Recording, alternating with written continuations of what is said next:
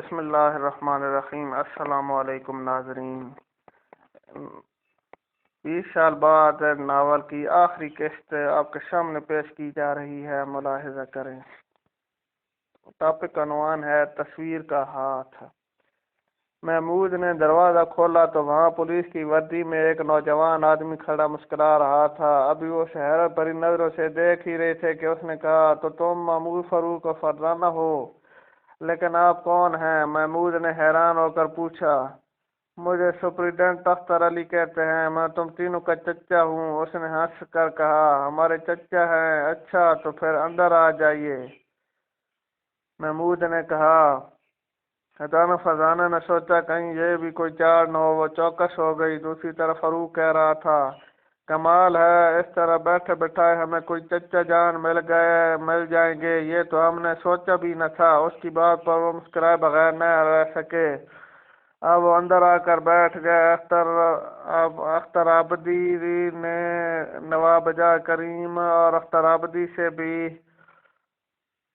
اپنا تعارف کرایا، پھر ان تینوں سے مخاطب ہو کر بولے، میں اور جمشید سکول کے زمانے کے دوست ہیں، لیکن وہ حضرت ہیں کہاں؟ آپ کو ہمارے آنے کی اطلاع کس نے دی؟ فرزانہ نے پوچھا۔ میں نے علی خان کو ایک کے سلسلے میں بلایا تھا، بس اس سے معلوم ہو گیا۔ ہاں، تم نے بتایا نہیں جمشید کہاں ہے؟ ایک دیہات میں گئے ہیں شیفا نامی ایک آدمی کا پتہ کرنے۔ کیا کہا؟ شیفا؟ اختر علی کے منہ سے حیرت زدہ انداز میں نکلا۔ ہاں، شیفا، کیا آپ اسے جانتے ہیں؟ بہت اچھی طرح جانتا ہوں، لیکن وہ تو بہت عرصے سے نظر نہیں آیا۔ معاملہ کیا ہے؟ ابا جان کے آنے پر ہی کچھ بتا سکیں گے، فرزانہ نے جلدی سے کہا۔ محمود سمجھ گیا کہ وہ نے کچھ بتانا مناسب نہیں سمجھتی، چنانچہ اس نے کہا، لیکن یہ تو بتائیے آپ شیفے کے بارے میں کیا جانتے ہیں؟ یہی کو شہر کا ایک نمبر کا ایک بدماش تھا، پھر اس طرح غائب ہو گیا جیسے گدھے کے ساتھ سے سینگ۔ آج تک اس کے بارے میں کچھ سننے میں نہیں آیا۔ کمال ہے، فاروق کے منہ سے نکلا۔ اسی وقت انہوں نے قدموں کی آواز سنی، مڑ کر دیکھا تو انسپکٹر جمشید اور خان رحمان اندر داخل ہو رہے تھے۔ ارے جمشید، تم آ گئے! اختر علی اس قدم سے لپٹ گیا، پھر خان رحمان سے ان کا تعارف ہوا۔ اس کے بعد شیفے پر بات ہوئی۔ انسپکٹر جمشید نے اس وقت تک موصول لینے والی کیس کے بارے میں تمام اطلاعات انہیں کہہ سنائی اور آخر میں بولے، اور اب میں مجرم پر ہاتھ ڈالنا چاہتا ہوں۔ واقعات کی کڑی ملانے کے بعد میں نے کچھ اندازے لگائے ہیں، اگر کوئی اندازہ غلط ثابت ہوا تب بھی کوئی فرق نہیں پڑے گا، مجرم پھر بھی گرفت میں آ جائے گا۔ یہ کیسے ہوگا؟ تم کیا چاہتے ہو؟ اختر علی نے پوچھا۔ میں کچھ لوگوں کو ایک جگہ جمع کرنا چاہتا ہوں، ٹھہریے، میں ابھی بندوبست کرتا ہوں۔ یہ کہہ کر انہوں نے انیس خان کو فون کیا اور اسے چند ہدایات دیں۔ 3 گھنٹے بعد وہ حویلی کے سب سے پہلے خریدار آغا نواز علی دوسرے خریدار شفیع الدولہ کے ساتھ وہاں پہنچ گیا۔ آخر ہمیں یہاں کیوں بلایا گیا ہے؟ آغا نواز علی نے پریشان ہو کر کہا۔ آپ سب اطمینان سے بیٹھ جائیں، پھر میں کچھ عرض کروں گا، انسپکٹر جمشید نے کہا، اور جب وہ بیٹھ گئے تو بولے، کیوں اختر علی صاحب، آپ کو ان لوگوں میں سے کوئی جانا پہچانا آدمی تو نظر نہیں آتا؟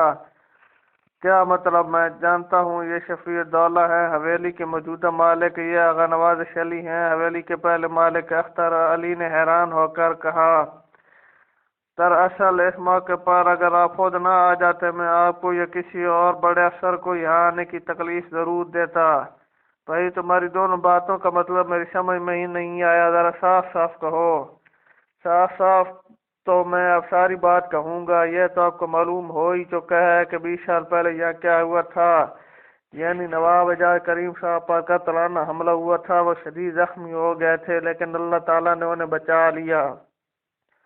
ان کے ملازم شیفے نے یہ بیان دیا تھا کہ اس نے ان کے دوست اختر آبادی کو خنجر مارتے اپنی آنکھوں سے دیکھا ہے، بلکہ جب اس نے شور مچایا تو اس کے الفاظ سے گھبرا کر ہی اختر آبادی حویلی سے بھاگ کھڑے ہوئے۔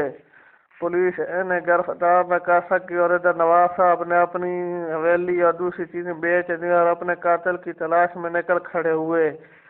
اس طرح 20 سال گزر گئے۔ 20 سال بعد کہیں جا کر نواب صاحب اختر آبادی کو تلاش کرنے میں کامیاب ہو سکے، لیکن اختر آبادی صاحب کا کہنا یہ تھا کہ حملہ انہوں نے ہرگز نہیں کیا تھا۔ ہو سکتا ہے یہ معاملہ پولیس تک پہنچ جاتا، لیکن درمیان میں ٹپک پڑے ہمیں اختر آبادی صاحب کے مکان میں آتش دان کے اوپر ایک تصویر لگی نظر آئی۔ یہ تصویر نواب صاحب کی تھی، یہ خود اختر آبادی صاحب نے اپنے ہاتھوں سے بنائی تھی۔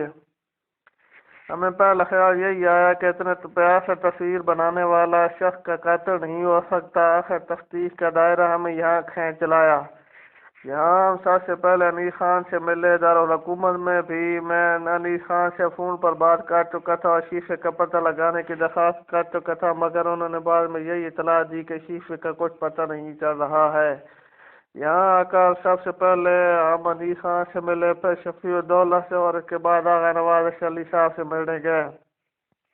ان سے ملاقات کے بعد جب ہم واپس روانہ ہوئے تو جنگل میں ہمیں گھیرنے کی کوشش کی گئی اور ہم پر فائرنگ بھی کی گئی، لیکن ہم ان کے ایک آدمی کو زخمی کرنے کے بعد گھیرے میں سے نکلنے میں کامیاب ہو گئے اور اب یہاں موجود ہیں۔ صاف ظاہر ہے ہمارے یہاں آمد سے صرف 3 آدمی واقف تھے۔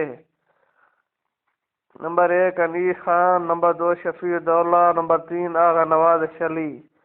لہذا میں دعوے سے یہ بات کہہ سکتا ہوں کہ ان 3 حضرات میں سے ایک شخص وہی شخص ہے جس نے 20 سال پہلے نواب اعجاز کریم پر قاتلانہ حملہ کیا تھا، اور ان کے ہیرے اڑا لینے میں تو وہ پہلے ہی کامیاب ہو چکا ہوگا۔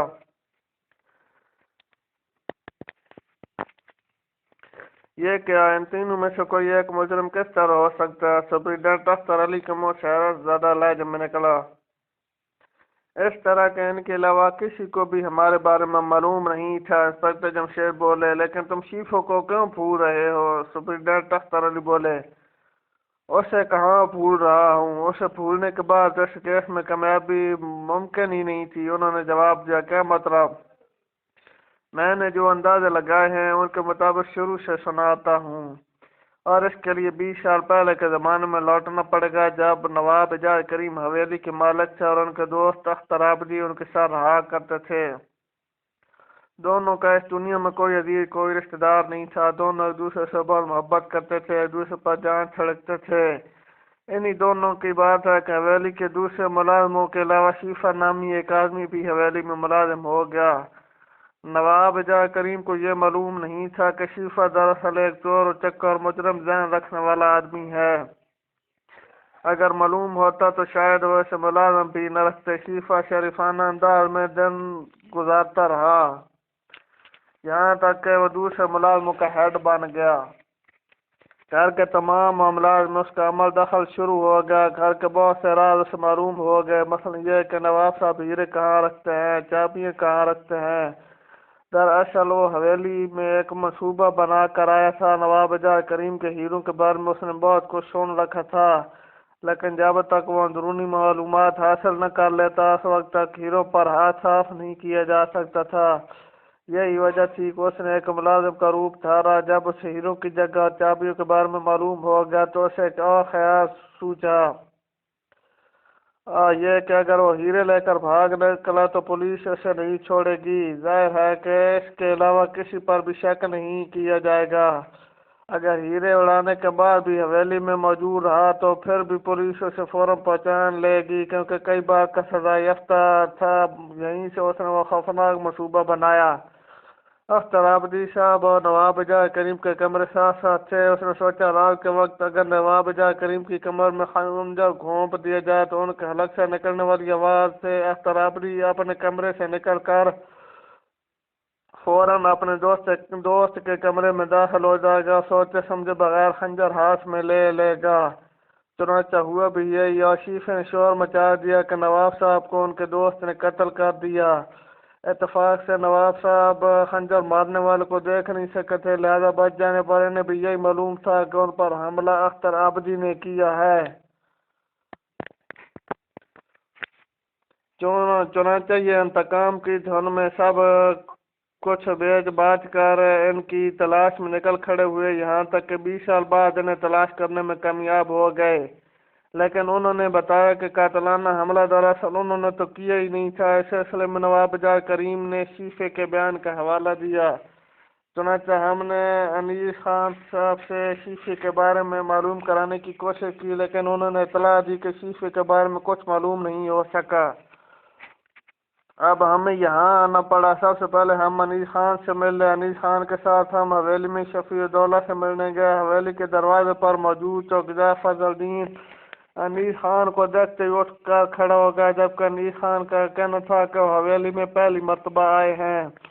फजलुद्दीन के बारे में उन्होंने ये बताया कि वो जराइम पेशा रहा है, लेकिन अब तौबा कर चुका है, इसलिए नहीं जानता है। अंदर हम शफीउद्दौला साहब से मिले। इनके बाद आगा नवाज शली से मिले। आगा नवाज के एक मुलाजिम की ज़बानी मालूम हुआ कि शीफा तो किसी ज़माने में मुजरमाना काम करता रहा है। उसका गांव का पता भी मिल गया। गांव में शीफे की मां ने भी यही इकरार किया कि वो मुजरमाना जिंदगी गुजारता है। आगा नवाज अली के घर से वापसी पर जंगल में हम पर चारों तरफ से हमला किया गया। इधर होटल में नवाब साहब को ख़त्म करने की कोशिश की गई। आखिर ये सब किसने किया? ज़ाहिर है सिर्फ और सिर्फ एक शख्स ने, उसका नाम है शीफा। इंस्पेक्टर जमशेद ये कहकर खामोश हो गया। लेकिन अब जान आप ये बात किस तरह कह सकते हैं कि शीफा यहाँ कहाँ है? मैं क्या कहूँ, इन हजरात में से एक शीफा है। इंस्पेक्टर जमशेद बोले। तो फिर बताओ ना, इनमें से कौन शीफा है? अली खान को तो मैं बहुत मदद से जानता हूँ, ये हरगिज़ शीफा नहीं हो सकते। इसके बाद रह जाते हैं शफीउद्दौला और आगा नवाज अली। इन दो में से शीफा कौन है? अख्तर अली ने बेचैनी से पूछा। मिस्टर शफीउद्दौला ही शीफा है। इंस्पेक्टर जमशेद भरपूर अंदाज में मुस्कराए। ओ, इन सब के मुंह से ऐसा निकला। जी हाँ, 20 साल पहले जो शीफा दुबला पतला था वो उस कदर मोटा हो गया कि किसी की पहचान में नहीं आता। जब आदमी कोई काम न कर, सिर्फ बैठ कर खाए पिए, दूसरों पर हुक्म चलाए, तो उसी तरह फूल कर गप्पा हो जाया करता है। हीरे फरोख्त करके उसने ऐश की जिंदगी बसर करनी शुरू कर दी और वो मोटा होता चला गया।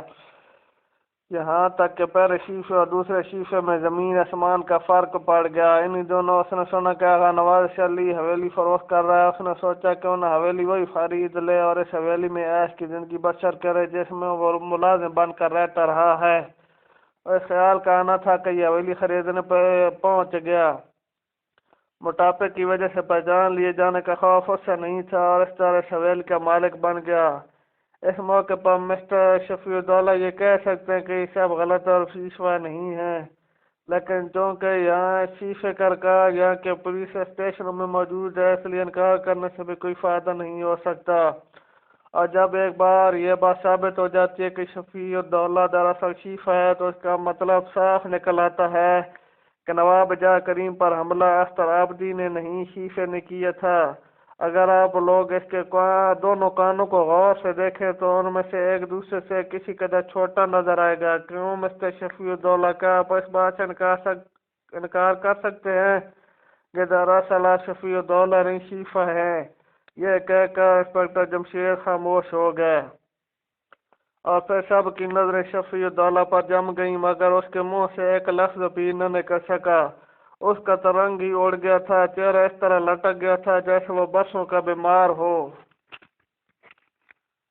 या शायद इसके वहम गुमान में भी न था कि 20 साल बाद उसके जुर्म पर से पर्दा उठ सकता है। मुल्जिम ने कोई जवाब नहीं दिया, लिहाजा से हिरासत में ले लिया जाए। सुपरिटेंडेंट अख्तर अली ने अनीस खान से कहा। जी बेहतर। अनीस खान उठा और कांस्टेबलों को बुलाने चला गया जो नीचे हार में मौजूद थे, क्योंकि इंस्पेक्टर जमशेद ने उससे फोन पर हिदायत भी की थी कि कांस्टेबलों को लेकर वहां आए। जल्द ही वो वापस लौटा और उसके साथ अंदर दाखिल होने वाले कांस्टेबलों ने उसके हाथ में कड़ियां डाल दी। ऐनी शिवा फरजाना ने कहा, लेकिन अब्बा जान आपको इस पर शक कैसे हुआ? अच्छा सवाल है। जब हम अली खान के साथ इससे मिलने आए तो खाकी लिफाफा देखकर मुझे शक गुजरा। ऐसा ही लिफाफा हम नवाब साहब के पास देख चुके थे। जाहिर है पुराने मुलाजमों को ही ऐसी छोटी छोटी चीजों के बारे में मालूम होता है कि वो कहाँ रखी हैं। आगा नवाज अली ने हवेली में रखते हुए शायद इन लिफाफों कभी देखा भी न होगा, लेकिन शिफा तो घर के एक एक हिस्से से बखबर था। फिर भला वो घर की चीजें क्यों इस्तेमाल न करता? फिर जब जंगल में हम पर हमला हुआ तो वहां मैंने एक आदमी की आवाज़ सुनी। उसकी आवाज़ सुनते ही मुझे मालूम हो गया कि हम पर हमला شفیع الدولہ نے کرایا ہے، لیکن ظاہر میں شفیع الدولہ کو حملے کرانے کی ضرورت نہیں تھی۔ چنانچہ میں فوراً سمجھ گیا کہ یہ شفیع الدولہ دراصل کون ہے۔ یہ کہہ کر وہ مسکراتے ہوئے خاموش ہو گئے۔ آپ نے جنگل میں کس کی آواز سنی تھی؟ فاروق حیرت زدہ لہجے میں بولا۔ یہ تم خود مجھے بتاؤ گے، اپنی عقلوں کو استعمال کرو۔ تم نے اگرچہ وہ آواز نہیں سنی تھی، لیکن تمام حالات اس آدمی کی طرف خود بخود اشارہ کر رہے ہیں۔ وہ سب سوچ میں ڈوب گیا۔ پھر محمود اپنی جگہ سے اچھل پڑا۔ اس نے انسپکٹر جمشید کے کان میں اس آدمی کا نام لیا تو وہ مسکرانے لگے۔ یہ دیکھ کر فاروق بھی اٹھا اور اس نے بھی یہی کیا۔ اس بار بھی وہ مسکرائے۔ فرزانہ یہ دیکھ کر منہ بنایا اور اعلانیہ ہی آدمی کا نام لے دیا۔ بالکل ٹھیک، تم بالکل ٹھیک نتیجے پر پہنچے، لہذا انیس خان صاحب اسے بھی گرفتار کر لیں کہ بہتر۔ پھر کانسٹیبلوں کی طرف مڑا۔ چلو بھائی شفیع الدولہ، انیس خان نے کہا۔ شیفا اٹھا اور دروازے کی طرف بڑھا، لیکن پھر انسپکٹر جمشید کی آواز نے اس کے قدم جکڑ لیے۔